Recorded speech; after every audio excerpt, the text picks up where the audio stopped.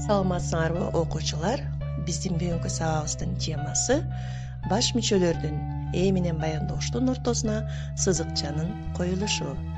Сабагыбыздын максаты сүйлөмдүн баш мүчөлөрүнүн ортосуна сызыкча белгисин коюунун грамматикалык эрежелерин, орфографиялык жана пунктуациялык нормаларын жазуу кебинде сабаттуу колдоно билүү. Ээ менен баяндооштун ортосуна кайсы учурда сызыкча коебуз?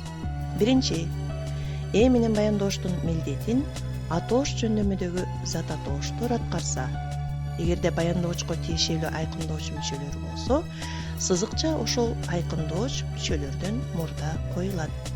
Мисалы, акыл, рухий байлык. Сүйлөмдүн ээси акыл, ал эми баяндоочу байлык. Экөө тең атоош жөндөмүдө тургандыктан ортосуна сызыкча коюлду. Мугалим мөмөлүү дарак. Сүйлөмдүн ээси мугалим, ал эми баяндоочу дарак атоош жөндөмүдөгү зат атооштон болду. Ошол себептен сызыкча коюлду. Экинчи, ээнин милдетин шилтеме ат атооштор аткарып, баяндоочу атоош жөндөмүдөгү зат атооштордон болсо, сызыкча коюлат. Мисалы, бул менин апам. Сүйлөмдүн ээси бул шилтеме ат атооч, ал эми сүйлөм баяндоочу апам атоош жөндөмүдөгү зат атооштон болду. Ал өз кесибинин устасы. Ал шилтеме ат атооч, сүйлөм ээси, ал эми сүйлөм баяндоочу устасы атоош жөндөмүдөгү зат атооштон болду. Ошол себептен сызыкча коюлду. Үчүнчү, ээнин милдетин заттык маанидеги атооштук аткарып, баяндоочу атоош жөндөмүдөгү зат атооштон болсо коюлат. Мисалы, алтын билим өнөрдүн сүтүн берген мугалим. Аябастан эмгекке күчүн берген мугалим. Берген деген сөз бул жерде атооштук болду. Ал эми мугалим атоош жөндөмүдөгү зат атооштон турду. Ошол себептен сызыкча коюлду. Төртүнчү, ээ менен баяндооштун биринин милдетин атоош жөндөмүдөгү зат атооч, ал эми экинчисиникин кыймыл атооч аткарса. Мисалы, ата мекенди коргоо ыйык милдет.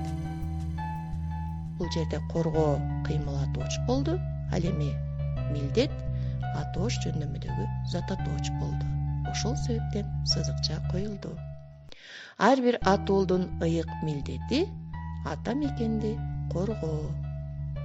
Бул жерде сүйлөм ээси милдети атоош жөндөмүдөгү зат атооч болду, ал эми баяндооч коргоо кыймыл атооштон турду. Ошол себептен сызыкча койдук. Бешинчи, ээ да, баяндооч да эсептик санатооштон болсо, же баяндооштун милдетин абстрактуу маанидеги санатооч аткарса. Мисалы, 6 жерде 6 36. Сүйлөмдүн ээси 6, ал эми баяндооч 36, экөө тең эсептик санатооштон болду. 80-дин жартысы 40. Алтынчы, баяндооштун милдетин заттык маанидеги санатооч аткарса. Мисалы, Айшанын көйнөгү кызылы. Сүйлөм баяндоочу заттык маанидеги санатооч болду, кызылы. Ошол себептен сызыкча коюлду. Осмондун пальтосу карасы. Сүйлөмдүн ээси пальтосу заттык маанидеги, ал эми карасы заттык маанидеги санатооштон болду. Ошол себептен сызыкча койдук.